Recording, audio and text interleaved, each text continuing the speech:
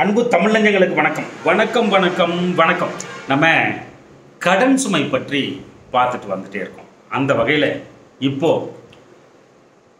தனுசு ராசி மற்றும் தனுசு லக்னம் இதில் பிறந்தவர்களுக்கு கடன் ஏன் உருவாகுது, எப்படி உருவாகுது, அதை எந்த மாதிரி சமாளிக்கிறது, அளவுக்கு அதிகமாக போகும்பொழுது என்ன பண்ணலாம், இந்த மாதிரி கடன் சார்ந்த விஷயங்கள் எல்லாத்தையுமே நம்ம பார்க்க போகிறோம். அது எப்படி அடைக்கிறது, எப்போ சீக்கிரமாக தீரும் அப்படின்னு பார்க்க போகிறோம். இதில் முக்கியமான விஷயம் என்ன அப்படின்னா, ஒரு 3 விஷயங்கள் ரொம்ப முக்கியமான விஷயம். ஒரு மனுஷனுக்கு கடன் ஏன் உருவாகுது அப்படின்னாலே உங்களுக்கு பார்த்தீங்கன்னா தசை நடத்துகின்ற கிரகம் சரியில்லை என்று அர்த்தம். தசை நடத்துகின்ற கிரகம் சரியில்லை என்று அர்த்தம். இந்த தசா நடத்துகிற கிரகம் உங்களுடைய சுயஜாதகத்தில் பாவப்பட்டு பங்கப்பட்டு சரியில்லாத நிலையில் அமர்ந்து தசை நடத்துகின்ற பொழுது அது பார்த்தீங்கன்னா துன்பத்தை கொடுக்க ஆரம்பிக்கும். ஏதாவது ஒரு துன்பத்தை கொடுத்துக்கிட்டே இருக்கும். காரிய தடங்கல்கள், வீட்டில் தகராறு, கணவன் மனைவியுடைய பிரச்சனை, நண்பர்களுடன் தகராறு, இந்த மாதிரி அந்த தசா நடத்துகின்ற கிரகத்தின் பாவத்தன்மைக்கு ஏற்ப உங்களுக்கு சிரமங்கள், மன துன்பங்கள், கவலைகள், கடன்கள், இது எல்லாமே வந்துக்கிட்டே இருக்கும். வேற ஏதோ பிரச்சனையை அனுபவிச்சுட்டே இருக்கிற மாதிரி இருக்கும். 6ஆம் இடம் வேலை செய்யும் பொழுது டக்குன்னு கடன் ஆயிடும். இந்த காலத்தில் பார்த்தீங்கன்னா ஒரு 50,000 ரூபா சம்பளம் வாங்கினா யாரையும் விடுறதே கிடையாது. அவங்கள பிடிச்சி தொந்தரவு பண்ணி ஒரு வழி பண்ணி போனை பண்ணி நீ இந்த வாங்கிக்கோ அதை வாங்கிக்கோ, உங்களுக்கு ஆஃபர் இருக்குது, அது இருக்குது, இது இருக்குது அப்படின்னு சொல்லி போராடி அவனை எப்படியானா கடனாளி ஆக்கி ஒரு 40,000 ரூபா சம்பளம் வாங்கினானா 30,000 ரூபா வரைக்கும் அவனை காலி பண்ணிட்டு இஎம்ஐ கட்டுற மாதிரி காலி பண்ணிட்டு தான் அடுத்த வேலையை பார்க்குறாங்க. இதெல்லாம் உங்களுக்கு நல்லாவே தெரியும். அப்போது இந்த கடன் அப்படிங்கிறது அப்படி தான் ஆகுறது. ஒரு 40,000 ரூபா சம்பளம் வாங்குறான் அப்படின்னா 35,000 ரூபா வரைக்கும் ஏதாவது இஎம்ஐ கட்டிக்கிட்டு வட்டி கட்டிக்கிட்டு போராட்டம் பண்ணிக்கிட்டு இந்த அளவுக்கு இருக்கும்பொழுது பார்த்தீங்கன்னா மனசு நிம்மதியாக இருக்க முடியாது. அதாவது சும்மாவா சொன்னாங்க, கடன் பட்டார் நெஞ்சம் போல் கலங்கினான் இலங்கை வேந்தன். எவனோ எதிரி கொண்டுட்டான், எவனோ இல்லை ராமன் சொல்கிறாங்க, எவனோ எதிரி கொண்டுட்டான். அப்போ கூட நம்ம சாக போகிறன்ற வழி அவருக்கு தெரியல. அந்த வழியை கடன் பட்டார் நெஞ்சம் போல் அந்த மாதிரி எடுத்துக்கிட்டார். அதனால் கடன் பட்டவங்களோட மனசு சாதாரண ஒரு சங்கடத்தில் இருக்காது. கடன் எப்படிங்க உருவாகுது? நம்ம தான் இப்படி இருக்கிறோம். எல்லா அப்பனும் நினைக்கிறது இப்படி தானே, நம்ம தான் இப்படி இருக்கிறோம். நம்ம பிள்ளைங்களாவது நம்ம பொண்டாட்டியாவது நல்ல மாதிரி வச்சு வாழணும், நல்ல மாதிரி அவங்களுக்கு செய்யணும், அவங்கள மிகப்பெரிய உயரத்துக்கு கொண்டு வரணும் அப்படின்ட்டு என்ன பண்ணுவாங்க, ஆகச்சிறந்த முறையில் பயங்கர மனசு சங்கடமாகிற அளவுக்கு ரொம்ப உழைப்பாங்க. எதுலையாவது ஒன்று பண்ணி ஏதாவது ஒன்று பண்ணி மேலுக்கு வந்துடணும் அப்படின்னு சொல்லி போராடுவாங்க. அந்த மாதிரி நேரத்தில் தசா புத்தி சரியில்லைன்னா மாட்டிக்குவாங்க. ஒரு அளவுக்கு அதிகமாக ரிஸ்க் எடுத்து ஒரு செயலை செய்யும் பொழுது அங்கே வாங்கி இங்கே வாங்கி ஒரு பணத்தை போட்டு அது ஒரு கோபுரமாக மாற்றுறதுக்குள்ளே படுற பாடு இருக்கே, அதுக்குள்ளே தசா புத்தி சரியில்லாத காலம் தப்பி தவறி அவங்க கர்மா பிரகாரம் சரியில்லாத காலமாக அமையும் பொழுது அந்த கோபுரம் கட்டிக்கிட்டு இருக்கும்போதே தரமட்டமாகி போயிடும். அப்படித்தான் கடன் ஆகிறது. உண்மை இதுதான். அவங்கள கேட்டு பாருங்க, எப்படிங்க ஆச்சுன்னா தெரியாது. அவங்களுக்கு எப்படிங்க ஆச்சுன்னா சொல்லவே முடியாது, அது வார்த்தையில் வராது அவங்களுக்கு. அந்த அளவுக்கு ஒரு இதை தூக்கி அதில் போடாங்க, இதை தூக்கி இதில் போட்டால் எப்படி ஆகிப்போச்சு அப்படின்றாங்க. கையை மீறி போகும்போது 6ஆம் இடத்தை விட்டு 8ஆம் இடத்துக்கு மாறாது. சமாளிக்கக்கூடிய அளவுக்கு இருக்கும் பொழுது பார்த்தீங்கன்னா நார்மலாக நீங்கள் இந்த கடனை சமாளிக்கிறீங்க அப்படின்ற நிலைமை போயிட்டே இருக்கும் பொழுது பார்த்தீங்கன்னா 6ஆம் இடம் வேலை செஞ்சிட்ருக்கோம். சுபத்துவமாக இல்லை, சுபத்துவமாக 6ஆம் இடம் வேலை செஞ்சால் அது இல்லை, கதை வேறு. நீங்கள் கொடுப்பீங்க வட்டிக்கு, ஓகேங்களா? சுபத்துவம் இல்லாமல் செயல்பட்டுட்டு 6ஆம் இடம் இருக்கும் பட்சத்தில் தசா புத்தி கரெக்டாக சரியில்லாமல் அமையும் பட்சத்தில் கடனாளியாக மாறிடுவாங்க. அப்போது இந்த தனுசு ராசி தனுசு லக்னத்தில் பிறந்தவர்கள் பார்த்தீங்கன்னா கடன் இப்படித்தான் உருவாகிறது. கரெக்டாக 40,000 ரூபா சம்பளம் வாங்கிட்டு இருப்பீங்க, 35,000 ரூபா வரைக்கும் கடன் இருக்கும், சமாளிச்சுட்டே இருப்பீங்க. திடீர்னு ஒரு எக்ஸ்ட்ரா செலவு வந்துச்சுன்னா மாட்டிக்கும். அதை கரெக்டாக ஒரு 1,00,000 ரூபா வரைக்கும் வந்துருந்து வச்சாங்களேன். ஏதாவது ஒரு ஹாஸ்பிட்டல் செலவு, ஒரு தந்தைக்கு ப்ராப்ளமோ இல்லை தாய்க்கு ஒரு ப்ராப்ளமோ இல்லை குடும்பத்தில் ஒரு பிரச்சனையோ எதையோ ஒன்று விசேஷமோ வந்துடுது. அளவு கடந்து செலவு செஞ்சே அவங்களோட கண்டிஷனில் இருக்கும் பொழுது எங்கேயாவது கடன் வாங்கி செய்வீங்க. அப்போது அந்த 35,000 ரூபா மாத வருமானம் பத்தாது. அதுக்கும் சேர்த்து வட்டி கட்டுற மாதிரி ஆகும். அந்த இடம் பார்த்தீங்கன்னா கையை மீறுற லெவல் அந்த இடமா மாறும். அப்போது அது வரைக்கும் வந்து ஒரு சமாளிக்கக்கூடிய இடமாக இருக்கும் பட்சத்தில் அந்த 6ஆம் இடம் வேலை செஞ்சிட்ருக்கும். சுபத்துவமாக செஞ்சிட்ருக்கா இல்லை. அப்போ என்ன பண்ணணும், அந்த நிலைமையிலே நைட்டில் படுத்தா தூக்கம் வராது, ஒரு நிம்மதி இருக்காது. இவ்வளோ இஎம்ஐ கட்டுறோம், இவ்வளோ செய்கிறோம், இந்த அளவுக்கு நம்ம வந்து போராடிட்டு இருக்கோம், அப்பையும் வந்து ஃபோன் பண்ணி தொந்தரவு பண்ணிட்டு இருக்காங்க, அதை கட்டு இது கட்டுன்னு சொல்லி தொந்தரவு பண்ணிட்டு இருக்காங்க. அந்த மாதிரி ஒரு நிலைமையை தான் வந்து கொண்டாந்து நிறுத்தும். அப்போது அந்த சமாளிக்கக்கூடிய அளவுக்கு இருக்கக்கூடிய கையை மீற லெவலுக்கு இருக்கக்கூடிய கடனை வந்து அடைக்கணும் அப்படின்னா சீக்கிரமாக முடியணும், அந்த தொல்லையிலேருந்து நீங்கள் வெளியில் வரணும் அப்படின்னாலே உங்களுக்கு வந்து பார்த்தீங்கன்னா ரிஷப வீடு 6ஆம் வீடு உங்களுக்கு.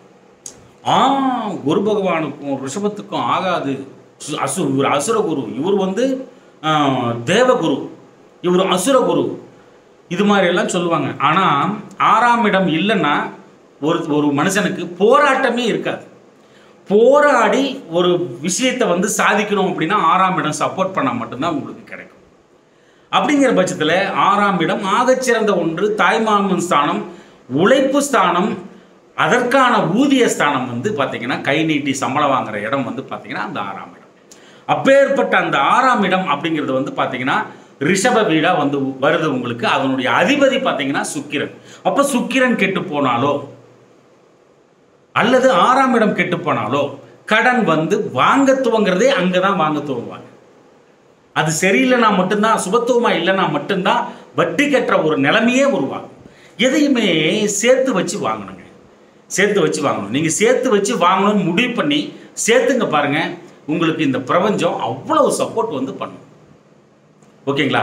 அப்போ தசா புத்தி சரியில்லாத நேரத்தில் தான் ஒரு மனிதனுக்கு கடனே உருவாகுது. அந்த நேரத்தில் என்ன பண்ணும் அப்படின்னா தசை நடத்தும் கிரகத்தின் அதிதேவதையை நீங்கள் வணங்கும் பட்சத்தில் அப்போ அந்த தசை நடத்துகிற கிரகத்தை நீங்கள் வந்து சுபத்துவப்படுத்துறீங்க. அந்த நேரத்தில் உங்களுக்கு கஷ்டங்கள் வராது. இந்த கடன் பிரச்சனை மட்டும் இல்லை, உங்களுடைய மொத்த பிரச்சனைக்குமே அங்கே தான் இருக்குது சொல்யூஷன். அப்போது தசை நடத்தும் கிரகம் எதுன்னு உங்களுக்கு தெரியணும், ஜோசியக்காரர்கிட்ட போங்க. இல்லைனா இந்த காணொலிக்கு கீழே, இல்லைன்னா உங்கள் லக்னம் வந்து எல்லா ராசிக்காரங்க தான் உள்ள வந்திருப்பாங்க, உங்கள் லக்னம் வந்து கரெக்டாக தெரிஞ்சுக்கிங்க. தனுசு லக்னம் அப்படின்னு எப்படி கண்டுபிடிக்கிறது அப்படின்னா உங்களுக்கு ஆஸ்ட்ரோ சேஜ் அப்படிங்கிற app, ASTRO AstroSage SAGE, இந்த ஆப்பை வந்து டவுன்லோட் பண்ணிக்கிட்டு தமிழ் என மொழியை தேர்வு செய்து கொண்டு பார்த்தீங்கன்னா உங்களுடைய பெயர், பிறந்த நாள், மாதம், வருடம், பிறந்த நேரம், பிறந்த இடம், ஆண் அல்லது பெண் இவற்றை உள்ளீடு செய்து ஜாதகம் கணிக்கவும் அந்த அப்படின்னு சொல்லிட்டு அந்த ஆப்பில் அழுத்தும் பொழுது பார்த்தீங்கன்னா எடுத்த உடனே லக்னா சார்ட்டில் வந்து நிற்கும், ஒரு கட்டம் வந்து நிற்கும். அதில் வந்து பார்த்தீங்கன்னா இந்த மேலே ஒரு 4 கட்டம் இருக்கும் வரிசையாக. இந்த பக்கம் மூலையில் இருக்கிறது வந்து பார்த்தீங்கன்னா மீன வீடு, அதுக்கு அடுத்தது மேஷ வீடு, முதல் வீடுன்னு சொல்லுவாங்க காலப்புருஷ தத்துவத்துக்கு மேஷ வீட்டை.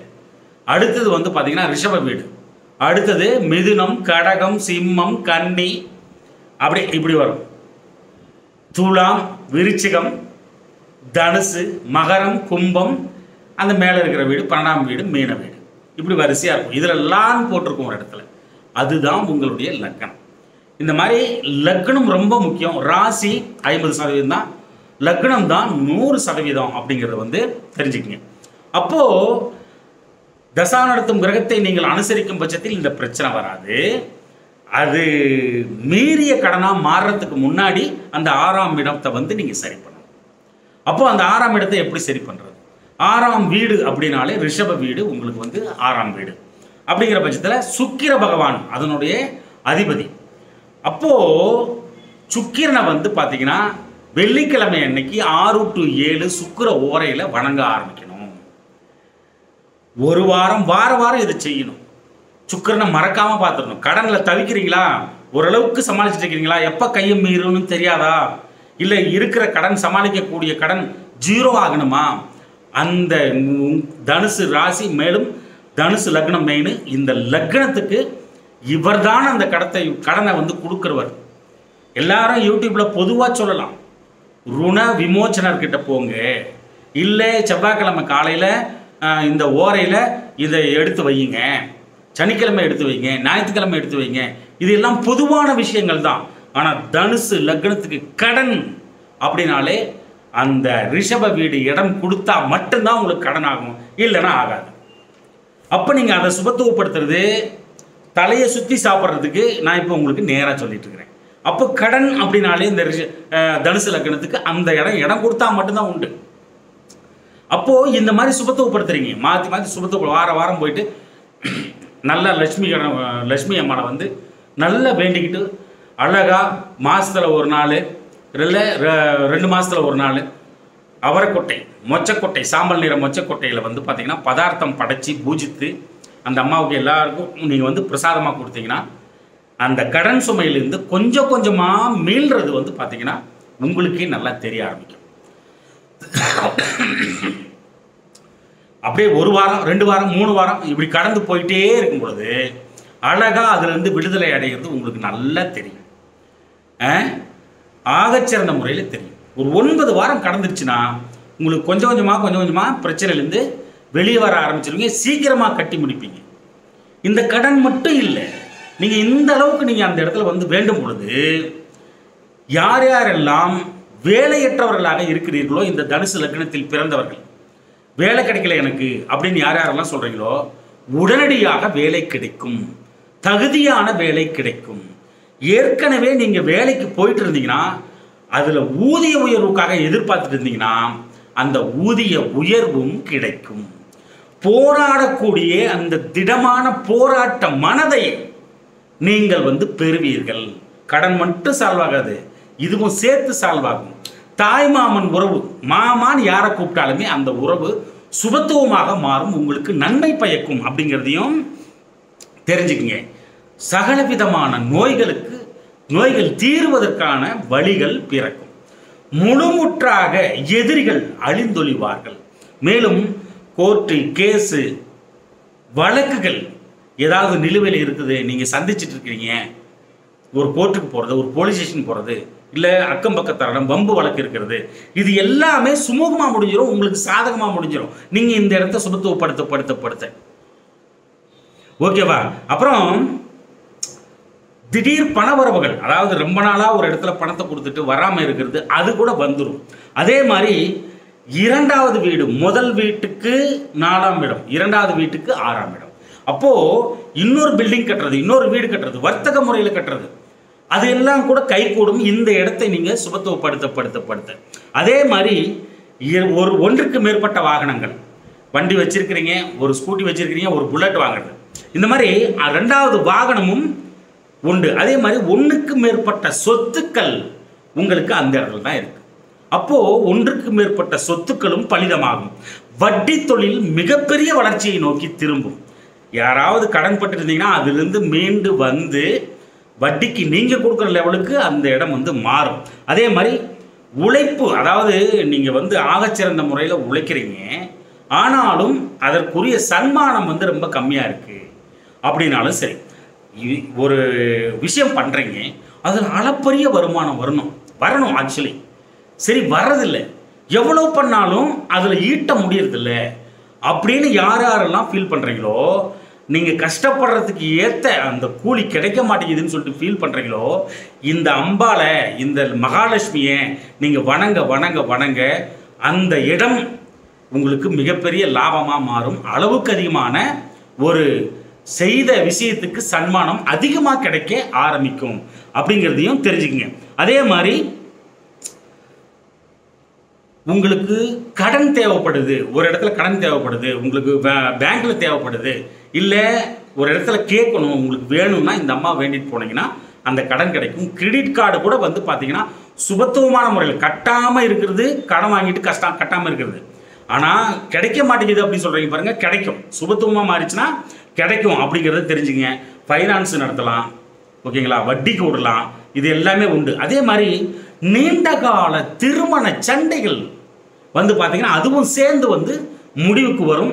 விவாகரத்து, யாராவது விவாகரத்தை எதிர்பார்த்துக்கிட்டு இருந்தீங்கன்னா இந்த அம்மா கொடுத்தா மட்டும்தாங்க கிடைக்கும் அப்படிங்கிறதையும் தெரிஞ்சுக்கணும். அதே மாதிரி முதுகு சம்பந்தப்பட்ட நோய்கள், இடுப்பு பின்னாடி வந்து அந்த இடுப்பு முதுகு அந்த ஃபைனல் கார்டத்தில் பார்த்தீங்கன்னா கீழே ஒரு இடுப்புக்கு கீழே அந்த இடம் வலி, இந்த மாதிரி விஷயங்கள் எல்லாம் நல்லா ஆகணும்னா அந்த அம்மா தான் வந்து உங்களுக்கு நல்லது பண்ணணும். வயிறு சம்பந்தப்பட்ட பிரச்சனைகள் கூட நல்லா ஆகுங்க, இறைப்பை சார்ந்த பிரச்சனைகள் கூட நல்லா ஆகுங்க. நீங்கள் அங்கே போனீங்கன்னா மேல் வயிறு அந்த இடம் தான், ரிஷபம் தான் மேல் வயிறு. உங்களுக்கு எந்த தனுசு லக்னத்துக்கு வந்து பார்த்தீங்கன்னா அதுதான் மேல் வயிறு அப்படிங்கிறத தெரிஞ்சுக்கங்க. இந்த அளவுக்கு மிதமெஞ்சிய விஷயங்கள் இதுக்குள்ள இருக்கு. வெளிநாட்டில் வேலை இந்த இடம் தான் கொடுக்கும், உள்நாட்டில் வேலை இந்த இடம் தான் கொடுக்கும், அந்த அம்மா தான் கொடுக்கும். அரசாங்க வேலை இந்த அம்மா தான் கொடுக்கணும். சம்பந்தப்பட்டு ஒத்துழைச்சா மட்டும்தாங்க வேலை கிடைக்கும். தனியார் துறையில் தனியார் கம்பெனிகளில் வேலை இந்த இடம் தான் கொடுக்கணும். இது ஒத்துழைச்சா மட்டும்தான் உங்களுக்கு வேலை கிடைக்கும் அப்படிங்கிறது தெரிஞ்சுங்க.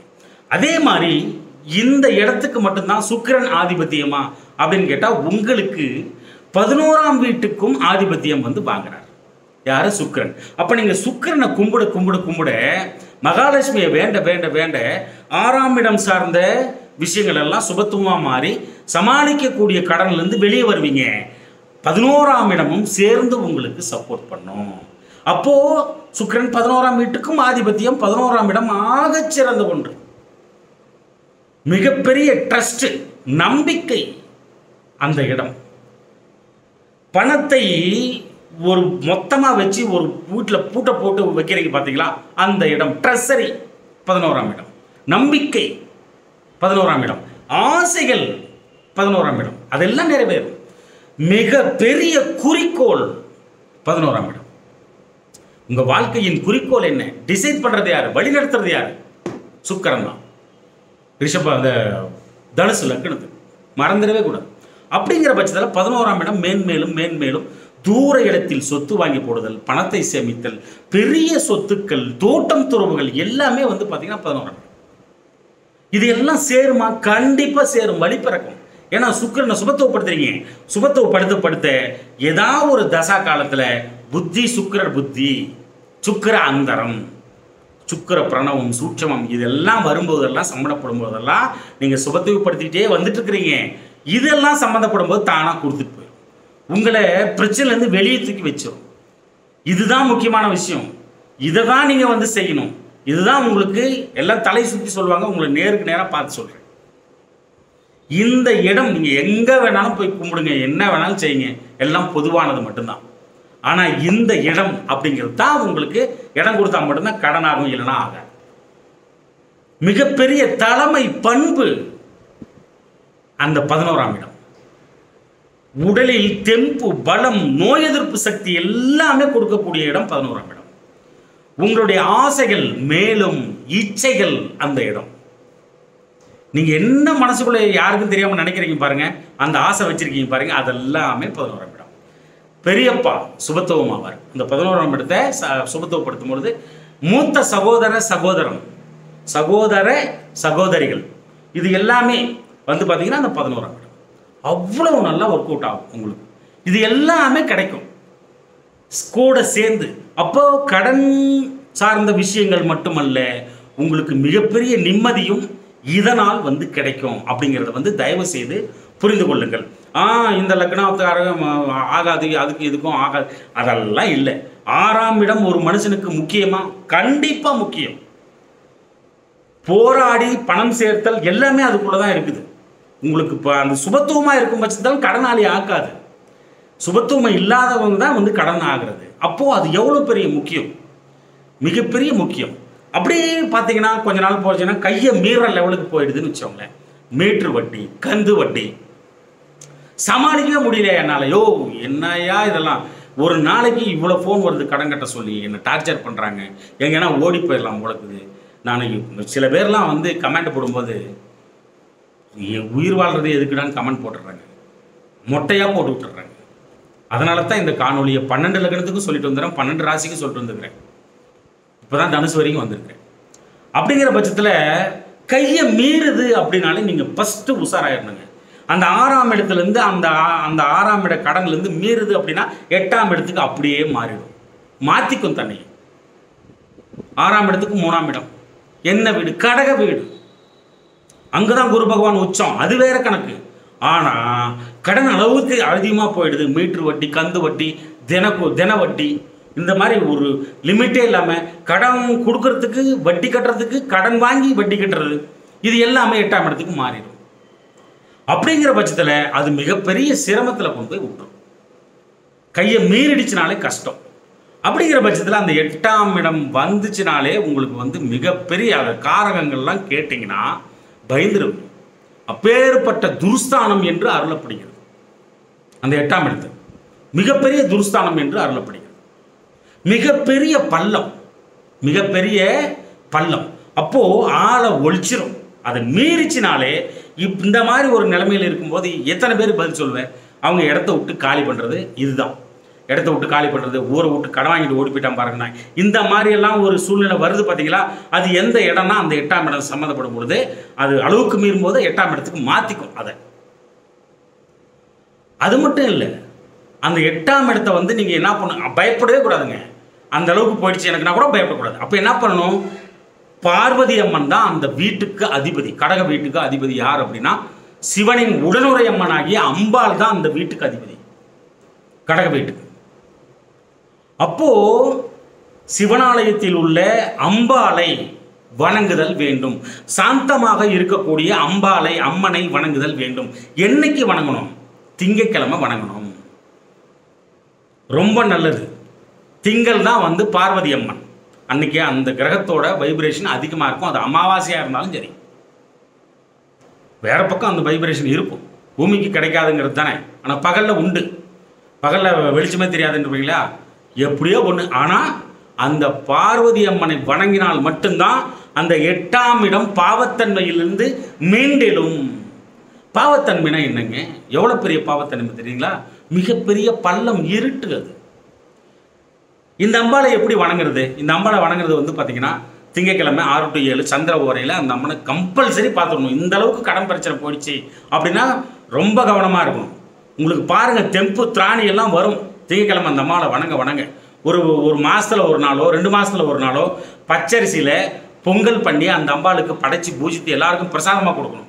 வாரம் தவறாமல் போகணும். அப்போது நீங்கள் சுபத்துவப்படுத்திட்டே வருவீங்க. ஓகேங்களா? அப்போ என்ன நடக்குங்கிறதுன்னு சொல்கிறேன். அப்புறம் அந்த 8ஆம் இடம் அதனுடைய தூர்ஸ்தானம்னு சொல்கிறாங்க இல்லையா? அதில் இருக்கிற கெடுபலன்கள் என்னென்ன தெரியுங்களா? ஆடி பெருவீங்க. நீங்கள் கேட்டிங்கன்னா பெரும் விபத்துக்கள் அதில் தான் இருக்கு. மிகப்பெரிய இருட்டு பள்ளம். அப்போது என்ன 100 அடி இருக்குமாயா பள்ளம்? 100 அடி இறங்கினீங்கன்னா 200 அடி போயிடும். 200 அடி இறங்கிட்டீங்க, நான் பார்த்துட்றேன் அப்படின்னு இறங்கிட்டீங்கன்னா 1000 அடி 1200 அடி போயிடும். அதை கண்டுபிடிக்கவே முடியாது. மிகப்பெரிய பள்ளம், மிகப்பெரிய அமானுஷ்யம். 8ஆம் இடம் வேலை செஞ்சுன்னா எனக்கு எவனா செஞ்சு வச்சிட்டான், செய்வனை பண்ணிட்டான், பேய் பிடிச்சிக்கிச்சு, இது எல்லாமே அதுக்குள்ளே தான் இருக்குது. முதல்ல நீங்கள் தெளிவாகணும், தெரியணும் இல்லையா? அதுக்காக சொல்கிறேன். அப்போது அந்த அளவுக்கு துர்ஸ்தானம். ஒருத்தன் வந்து விஷம் குடிக்கிறதுனாலும் அது சப்போர்ட் பண்ணாதாங்க விஷமே குடிக்க முடியும். தன் உயிரை தானே மாய்த்து கொள்ள வேண்டும் என்றாலும் கூட அந்த இடம் சப்போர்ட் பண்ணாதான் உண்டு. விஷம் குடிச்சிடுறது, ஹேங்கிங் பண்ணிக்கிறது, பெரிய விபத்துக்கள், மலை மேலேருந்து உருண்டு கீழே விழுவுறது, மரத்து மேலேருந்து கீழே விழுவுறது, பாம்பு கடிக்கிறது, செத்து போயிடுறது, இந்த மாதிரி விஷ ஜந்துக்கள் சார்ந்த விஷயங்கள், இது எல்லாமே வந்து பார்த்தீங்கன்னா அந்த 8ஆம் இடம் சார்ந்த விஷயங்கள். ஒரு மனுஷனால வந்து தன் நிலையிலிருந்து கீழே இறங்குதல், அந்த இடம் அதுக்குள்ளே இருக்கு. மிகப்பெரிய ஒரு நல்லா வாழ்ந்துட்டு 10 பைசாக்கு லாட்டரி அடிக்கிற நிலைமை கொண்டாந்து விடுற இடமெல்லாம் அந்த இடம் தான். தசா காலம் ரொம்ப முக்கியம், ரொம்ப ரொம்ப முக்கியம். அந்த தசா காலத்தை அனுசரிச்சுக்கிட்டே இதை சுபத்துவப்படுத்தினா மட்டும்தான் பொழைக்கவே முடியும். இல்லைன்னா இன்னும் கீழே இறங்கிட்டே இருக்கும். எதுவுமே சப்போர்ட் பண்ணாதுங்க தசா காலம் சரியில்லைன்னா. ஒரு 10 ரூபா கீழே கிடந்து எடுக்க முடியாது உங்களால். பார்த்துருவீங்க, எடுக்க முடியாது. பக்கம் போகும்போது வேற ஒருத்தன் எடுத்துகிட்டு போயிருங்க, இல்லைன்னா 10 அடி தள்ளி போயிடும் பறந்துக்கிட்டு. அந்த மாதிரி ஒரு தசா காலம் நேராக போயிட்டு போலீஸ்கிட்ட தான் நிற்கும். தசா காலம் நன்மையானதாக யோகமானதாக இருந்தால் போ அப்படின்றவார் போலீஸ்காரர். தசா காலம் சரியில்லைன்னா டபக்குன்னு பிடிச்சிப்பார். எல்லாமே வச்சிருந்தா கூட ஏதாவது ஒரு பிரச்சனையில் மாட்டுவோம். இந்த மாதிரி அந்த 8ஆம் இடம்ங்கிறது அவ்வளோ பெரிய பள்ளம், துர்ஸ்தானம், இவ்வளோ மிகப்பெரிய விபத்து, உறுப்புக்களை இழத்தல், இது எல்லாமே இருக்கு அதில். அப்போது நீங்கள் சுபத்துவப்படுத்துறீங்க. அந்த அம்பாவை வார வார வாரம் வணங்கிட்டே வரீங்க. ஒரு 9 வாரம் கடந்து போயிடுதுன்னு வச்சோங்களேன். அப்படியே போன பண்ணாங்கன்னா திருப்பி அட்டன் பண்ணுவீங்க. நீங்கள் கடன் கேட்டு போன பண்ணாங்கன்னா அட்டன் பண்ணுவீங்க. தைரியம் வந்து ஃபஸ்ட்டு வந்துடும் உங்களுக்குள்ள, தன்னம்பிக்கை வந்து வந்துடும். திருப்பி அடித்தா ஓடும் பாருங்கள். நாய் துரத்திட்டு வர நாய் திரும்பி நின்று எடுத்து அடித்தா ஓடும் பாருங்கள். அந்த மாதிரி திரும்பிக்குவீங்க நீங்கள். இந்த சுபத்துவப்படுத்த இங்கே தாங்க இருக்குது சூட்சமாக, வேறு எதுவுமே இல்லைங்க. நீங்கள் என்ன குட்டிக்காரன் அடித்தாலும் வேலை கேட்காது. இங்கே தான் இருக்குது. தசாநடத்தில் கிரகம் ரொம்ப முக்கியம். 6ஆம் இடம் கையை மீறிச்சுன்னா 8ஆம் இடம். இவ்வளோ தான் ஒருத்தன் வந்து கஷ்டப்படுறதுக்கு, பண கஷ்டப்படுறதுக்கு மெயினாக. சரிங்களா? அப்புறம் சுபத்துவப்படுத்த ஆரம்பிக்கிறீங்க. அப்போ என்ன நடக்கும் அப்படின்னா, அந்த இடம் சுபத்துவமாக மாற மாற மாற பள்ளத்திலிருந்து அப்படியே அது கொஞ்சம் கொஞ்சமாக மேலே வந்து சமநிலை அடையும். அந்த சமநிலை அடையும் பொழுது பார்த்தீங்கன்னா உங்களுடைய கடனை முழுமுற்றாக முடித்திருப்பீர்கள் நீங்கள் வந்து. அப்போ மேலும் சுபத்துவப்படுத்த என்ன நடக்கும்? அது மிகப்பெரிய உயரமாக மாறும். எந்த அளவுக்கு பள்ளமோ அந்த அளவுக்கு உயரம். நல்ல சுபத்துவப்படுத்திட்டீங்கன்னா எந்த அளவுக்கு பள்ளமோ அந்த அளவுக்கு உயரும். அப்போ ஃப்ளைட், வெளிநாடு போதல், வெளிநாட்டில் வியாபாரம், வாணிபம், படித்தல், ஏஜென்ட் எடுத்தல், சகலவிதமான அதிர்ஷ்டங்கள் அது உயரமாக மாறிச்சுன்னா மிகப்பெரிய அதிர்ஷ்டங்க. லாட்ரி சீட்டு விழுவுறது, லஞ்சம் வாங்கிறது, கீழே கிடந்து பணம் எடுக்கிறது, பணத்தை வச்சிருன்னு சொல்லிட்டு கொடுக்காம போயிடுறது, உழைக்காத பணம் அதுக்குள்ளே இருக்கு. மிகப்பெரிய அதிர்ஷ்டம் அதுக்குள்ளே இருக்கு.